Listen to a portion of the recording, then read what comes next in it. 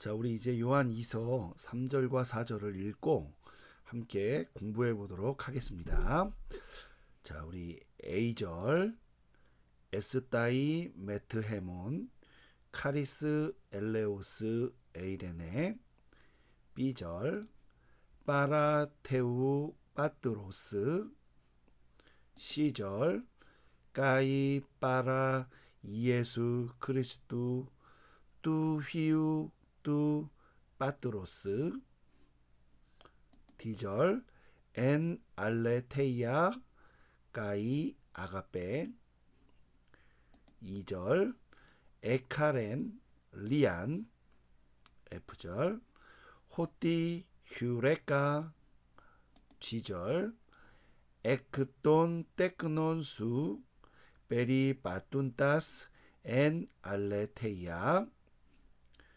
H절 까토스 엔톨렌 엘라보멘 파라투 파트로스.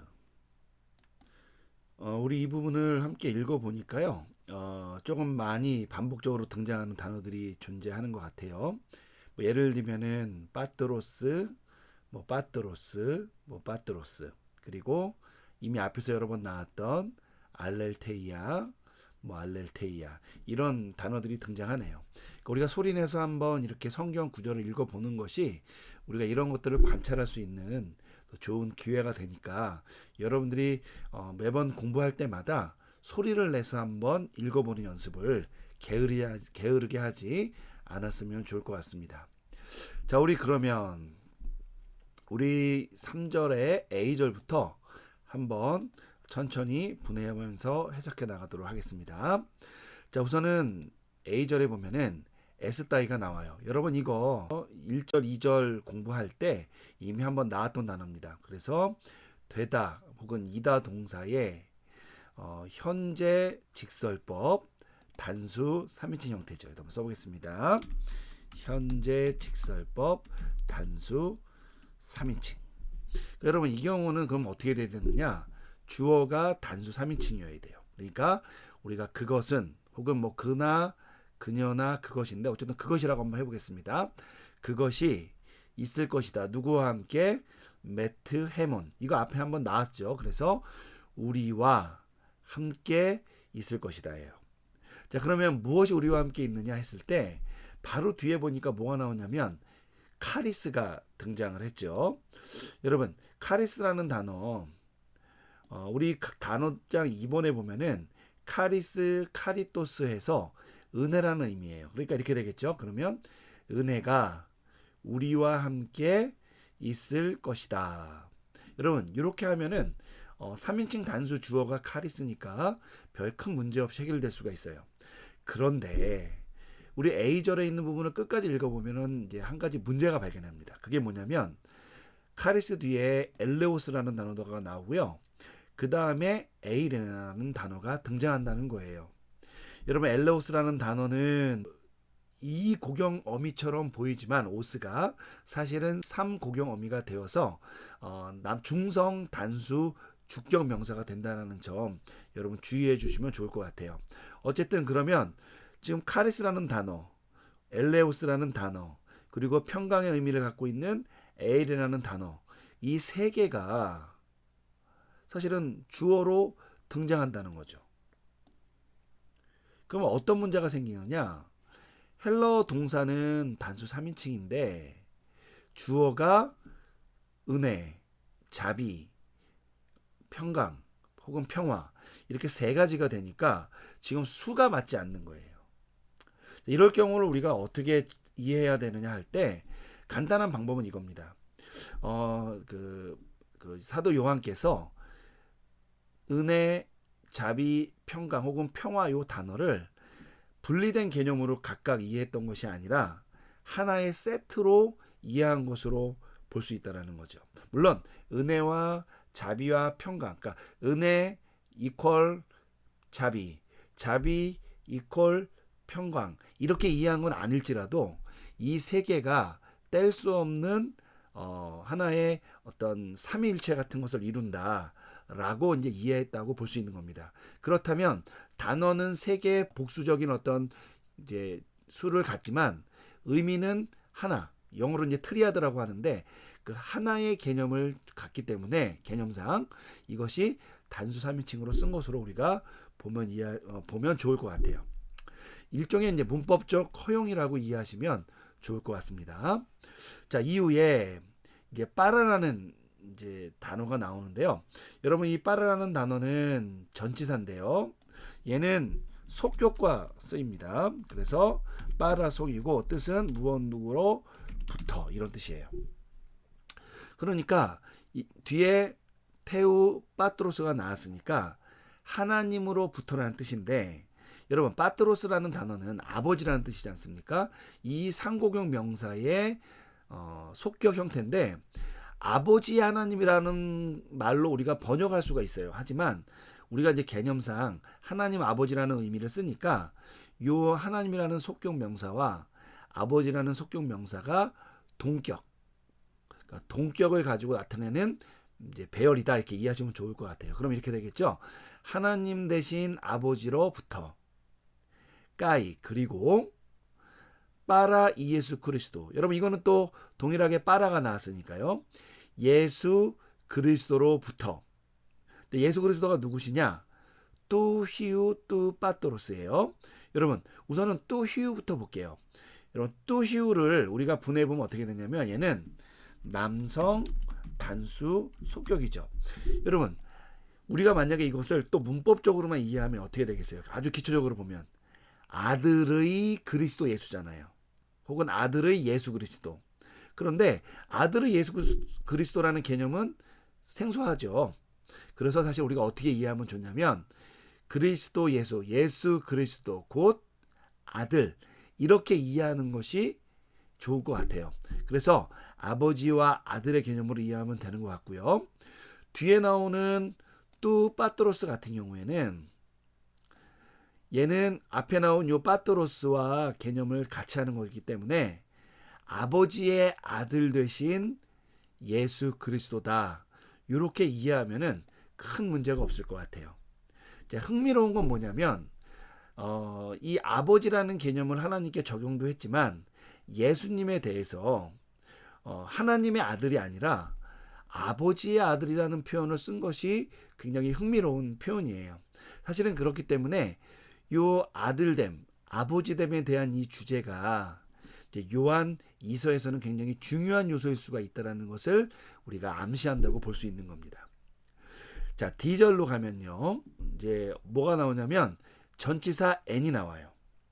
여러분 우리 전치사 n은 여러 번 했지만 다시 한번 좀 복습을 해보면 얘는 역격 명사와 함께 쓰이면서 장소를 나타낼 때는 뭐뭐 안에, 시간을 나타낼 때는 언제, 그리고 방법이나 수단을 나타낼 때는 뭐로써 이런 의미를 나타낸다라고 말씀을 드렸어요.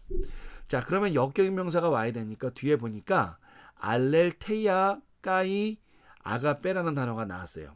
여러분 이 알렐테이아에서 이 형태를 좀 보면은 우리 여기 나와 있죠. 6번 알렐테이아는 알렐테이아라는 명사의 단수 역격 형태인데 원래 형태가 이렇게 이오타가 나와야 됩니다. 밑에 이오타 하기가. 그런데 이제 이 부분에서 이오타 하기가 아마 편집상 빠진 것 같아요. 그래서 여러분들이 이 이오타 하기가 들어간 것으로 좀 교정을 해주시고요. 그러면 엔 알렐테이아 까이 아가페니까 진리와 사랑 안에서 이렇게 이해하면 되는 거죠. 근데 이게 이제 진리와 사랑 안에서라고 얘기했지만 진정으로 혹은 사랑스럽게라고도 얘기할 수가 있어요. 그러니까 우리가 이것이 명사의 영역을 나타내는 거냐, 그러니까 진리라는 영역, 사랑이라는 영역을 나타내는 거냐, 아니면 진실하게 사랑하게라는 방법을 나타내는 거냐의 문제가 있는데 그런 것들은 한번 전체적으로 해석을 해야만 이해가 될 수 있는 부분이니까 우선은 우리가 그냥 이제 기초적인 부분이니까 진리와 사랑 안에서라고 얘기해 보도록 하겠습니다. 그러면 이 전체 문장은 어떻게 이해가 되느냐면 우선은 B번과 C번은 카리스, 엘레오스, 에이레네의 출처를 나타내고요. 그리고 엔 알렐테이아 까이 아가페가 있는 디절은 너희와 함께 은혜와 자비와 평강이 어떠한 방식으로 있을 것이냐에 대한 모양을 설명해 주는 것이겠죠. 그러니까 여러분들이 이런 어떤 관계를 좀 잘 이해해서 번역하면 되겠습니다. 제가 한번 설명해 볼게요. 번역해 보도록 하겠습니다. 은혜와 다시요. 여기 B절과 C절부터 한번 보겠습니다. 아버지 되신 하나님과 아버지의 아들 되신 그리스도 예수로부터 은혜와 자비와 평강이 진리와 사랑 가운데 너희와 함께 있을 것이다. 여러분 이렇게 한번 해석해 보면 좋을 것 같습니다. 자, 어쨌든 이제 그 사도 요한께서 말씀하시는 자비와 그러니까 은혜와 자비와 평강의 어떤 출처는 하나님과 예수 그리스도고요. 이것이 우리와 함께 있는 모양새는 진리 가운데, 그러니까 어떤 방만함이 아니라 오직 정해져 있는 진리, 그리고 그것의 극대화적인 표현인 사랑, 이 두 가지 가운데서 우리와 함께 존재할 것이라는 것을 보여주는 겁니다. 자, 우리 4절부터는요. 이제 약간 이 앞에 나오는 인사 부분과 구분되게 감사 단락을 이루게 됩니다. 우선 첫 번째 나오는 단어가요. 에카렌이라는 단어예요. 여러분 6번을 한번 보도록 하겠습니다. 자, 이 단어는 있잖아요. 에카렌이라는 단어는 카이로라는 동사가 있는데 이 동사에 이 부정과거 수동태 직설법 단수 1인칭이에요. 그러니까 얘가 원래는 여기에 뭐가 들어가야 되냐면 수동태는 여러분 이제 부정과거 수동태 부분을 아마 각자가 다 배우셨을 텐데 원래 요 부분에 어미로 테타가 들어가야 됩니다. 그러니까 쉽게 말하면 원래 형태는 에카르 텐 이렇게 돼야 된다는 거죠. 근데 이 테타 형태가 어떠한 이유에서인지 모르는데 탈락을 하게 된 거예요. 그러다 보니까 테타가 떨어진 상태에서 텐에서 어미 n만 남은 형태. 그러니까 그 부정과거 수동태 접사 테타가 사라진 형태이기 때문에 이것을 우리가 이 부정과거 형태라고 명칭을 한 겁니다.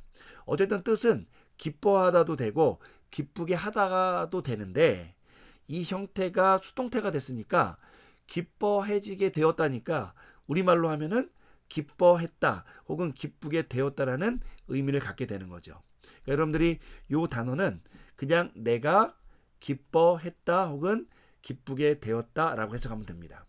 어떻게 기쁘냐? 얼마만큼 기쁘냐? 리안만큼 기쁘다는 거예요. 여러분 이 리안이라는 단어 우리 밑에 단어 7번에 보면 부사로서 매우 심이니까 사도께서 지금 감정이 굉장히 뭐라 그럴까? 업됐다고 할까요? 감동의 그 물결 가운데 있는 거죠. 그가 기쁨이 아주 많아졌다라는 그런 표현을 사용한 겁니다. 그 이유가 뭐냐? 바로 F절 이하에 보면 그 이유가 등장을 해요. 여러분 여기에 보면은 호띠가 나오는데 호띠는 영어에서 보자면 영어와 대비해서 보자면 두 가지 기능이 있어요. 하나는 예를 들면 말하다 동사 따로 있죠. 동사 뒤에서 대절로 사용되는 그런 목적절을 이끄는 그런 표시고요. 다른 하나는 이유를 나타냅니다. 쉽게 말하면 뜻이 뭘까요? 그러면 왜냐면이죠. 자, 그러면 이 경우에는 왜냐면으로 해석을 해야 될까? 아니면은 영어의 대절, 목적절을 이끄는 대절로 봐야 될까? 고민거리인데요. 이제 중요한 거는 이 주동사가 중요한 겁니다. 내가 기쁘게 되었다, 내가 기뻐했다라는 말이 되니까 사실은 대절로 이해를 하면 목적어가 와야 되는데 실제로는 목적어가 올 수 없는 상황인 거죠. 왜? 수동태 문형이니까. 그래서 사실 이거는 이유로 해석하는 것이 좀 적절한 것 같아요. 그러니까 내가 매우 기쁘게 되었다. 호띠. 왜냐하면 이렇게 되었기 때문이다. 라고 하는 겁니다. 자, 그 뒤에 나온 단어가 뭐냐면 휴레카예요. 여러분 휴레카라는 단어 어디서 많이 들어보셨을 텐데 영어에서 일반적으로 유레카라고 부르는 단어가 바로 이 단어입니다.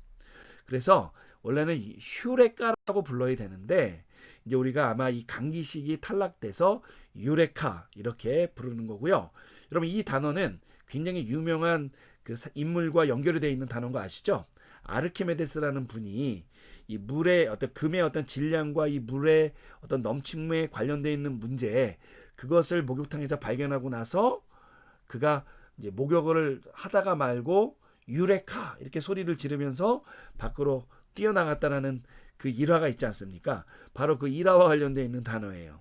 그런데 흥미롭게도 이런 이 발견에 대한 이 단어가 사도 요한께서도 그가 매우 기쁘게 되는 원인이 되었다라는 점.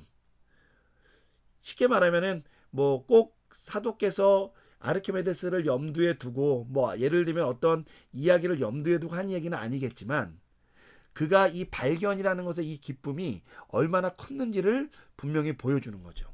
근데 여러분, 그런 어떤 감동적인 이야기 이면에 먼저 우리가 다뤄야 될 문제가 있죠. 바로 분해입니다. 이 단어가 어려워요. 우리 한번 8번을 한번 보도록 하겠습니다. 자, 휴레카라는 단어의 기본형은 뭐냐면은 휴리스코예요. 여러분, 발견하다는 동사인데 이 동사의 완료 능동태 직설법 단수 1인칭 형태예요. 그러니까 여러분, 우리가 완료라는 동사를 대충 확인만 하고 넘어간 분들 같은 경우에는 지금 벌써 우리가 완료 형태가 2번 나왔잖아요. 그죠? 그러니까 얼마나 많이 완료 형태가 사용되는지를 우리가 느끼게 되었기 때문에 만약에 여러분이 완료 형태를 단지 찍고 넘어가거나 그냥 이런 것이 있구나 하고 염두에 두고 넘어갔으면은 빨리 책을 펴서 확인을 하면 좋을 것 같아요. 이 동영상 강좌가 끝나면 완료 형태의 직설법, 명령법, 가정법, 분사, 부정사 따위를 한번 노트에 기록하면서 정리해 보기를 추천해 드립니다. 어쨌든 이 단어는 완료 능동태 직설법 단수 1인칭인데 휴레카니까 내가 발견했다는 거예요. 그런데 우리가 일반적으로 완료 그러면 발견해 온 것, 그 상태를 얘기하잖아요. 그런데 헬라어의 완료는 그런 의미는 아니고요. 영어의 현재 완료와 일부 겹치는 부분도 있지만 그냥 발견한 사실 자체, 그것을 강조할 때도 완료를 씁니다. 그래서 휴레카 그러면은 자신의 무엇인가를 굉장히 위대한 발견을 했다라는 뉘앙스로 이해하시면은 크게 틀리지 않을 것이라고 생각을 합니다. 자, 무엇을 발견했느냐? 이제 목적어가 나와야 되는데 그게 이제 G번에서 한번 나올 수 있는지 한번 살펴보도록 하겠습니다. 자, 그런데 우리가 G번에서 목적어가 나오기를 바라는데 목적어는 나오지 않고 갑자기 에크라는 단어가 나왔어요. 여러분, 이 에크라는 단어 우리 잘 알고 있는 단어인데 여러분 얘는 전치사고요. 속격을 취하죠. 그리고 뜻이 뭐냐면 뭐뭐 밖으로고요. 종종 뭐뭐 중에 이런 의미가 있어요. 자, 그러면 에크 속 밖으로니까 뒤에 돈 떼끄는 수가 바로 이 에크와 연결되어 있는 것이죠. 그럼 이렇게 되겠죠. 너의 아이들 중에서 내가 발견했다는 거예요. 여러분, 내가 너희 그러니까 사도의 입장에서 내가 너희 아이들 중에서 뭘 발견했다는 거예요. 여러분, 너희들 아이들 중에서 어떤 사람 일부를 발견했다는 얘기 아니겠습니까? 일부. 그런데 그 명사가 어떻게 된 거예요? 지금 생략되어 있는 겁니다. 그 여러분 이런 것들을 우리가 뭐라고 얘기하냐면 전체로부터 부분을 나타내는 이런 용법. 근데 이 용법의 생략되는 형태, 요거를 우리가 흔히 그냥 부분의 속격이라는 그런 명칭으로 써서 비록 그 전체를 나타내는 그 부분을만 표현함으로써 그 중에서 일부분을 생략해도 나머지를 추론할 수 있도록 해주는 그런 기능을 하는 그런 어법이 있다고 이해하시면 될 것 같아요. 특별히 이제 요한께서는 이런 어법을 종종 사용하시기 때문에 저는 개인적으로 이 에크돈 떼끄논 수 요 구가 나왔을 때 요 앞에 몇몇 사람들 혹은 일부라는 말이 생략되어 있다고 보고 이해하는 것이 낫다고 생각합니다. 하지만 여러분 그거는 이제 어디까지나 이 어법의 근거로 한 이야기고요. 이 문장 자체로는 다른 설명이 또 가능해요. 문장 자체로는 자 어떤 설명이 가능한 거냐? 여기 뒤에 보면은 페리 빠툰 따스라는 단어가 나온다는 거죠. 여러분 요 페리 빠툰 따스라는 단어 여기 19번에 보면은 페리 빠테오 동사인데요. 얘는 분해해 보면 어떻게 되냐면 현재, 능동태 분사, 남성, 복수, 배교 형태예요. 자, 여러분 잘 보세요. 얘가 분사 형태인데 주변에 성수격이 일치하는 명사가 없죠. 비록 관사는 없지만, 그럼 얘는 관사를 동반하지 않은 분사의 독립적 용법이에요. 그럼 얘가 어떻게 뜻이 되느냐? 위에다 한번 또 써보겠습니다. 얘는 거니는 자니까 뭐 거닐다, 또 거닐다로부터 의미가 확장돼서 살아간다 뭐 이런 뜻도 돼요. 하지만 거닐다라고 해볼게요. 거니는 자들을 이렇게 해석할 수 있겠죠. 그럼 여러분 만약에 요거를 그렇게 분사의 독립적 용법으로 번역을 한다면, 이해를 한다면 이렇게 볼 수 있는 거죠. 너희의 아이들 중에 엔 알렐테이야, 진리 가운데서 거닐고 있는 자들을 휴레카, 내가 발견했기 때문에 에카렌 리안, 내가 매우 기쁘게 되었다, 나는 매우 기뻤다, 이렇게 해석할 수가 있는 거죠. 그런데 저는 이렇게 보는 방법, 그러니까 문법적으로 보는 방법도 굉장히 좋고, 뭐 어떻게 보면 이것이 정식일 수도 있어요. 하지만 한 가지 제한은 뭐냐면, 사도 요한이 쓰는 이 소위 말하면 부분의 소유격의 문체를 고려해서 너의 자녀들 중에 소위 말하면 일부가 있겠죠. 여기 보면 일부 제가 써볼게요. 자, 일부가 있는데 이 일부가 진리 가운데서 거닐고 있다라는 것을 발견했다, 이렇게 해석해 볼 수도 있다는 것을 제안하는 거예요. 여러분 이게 가능한 이유는 뭐냐면요, 여러분 영어에서 찾다 동사가 뭐죠? find죠. find. 자, 이 동사가 목적어를 취할 때 명사를 취할 수도 있지만 때로는 find 대시라는 것을 취할 수도 있고요. 또 하나는 목적격, 그러니까 대격 명사와, 그죠? 대격 분사를 써서 목적어와 목적보어, 다른 말로 하면 목적어와